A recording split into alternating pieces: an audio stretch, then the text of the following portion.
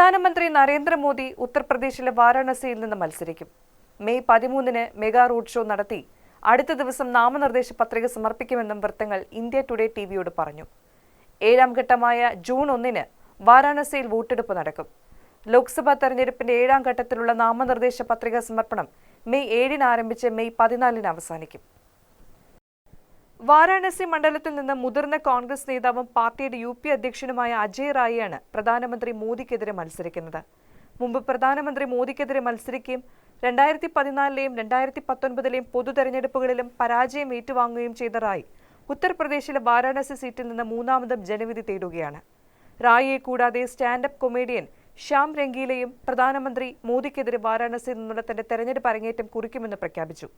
2019-ലെ ലോക്സഭാ തെരഞ്ഞെടുപ്പിൽ വാരാണസിയിൽ 4,79,505 വോട്ടുകളുടെ ഭൂരിപക്ഷത്തിലാണ് പ്രധാനമന്ത്രി വൻ വിജയം തേടിയത്.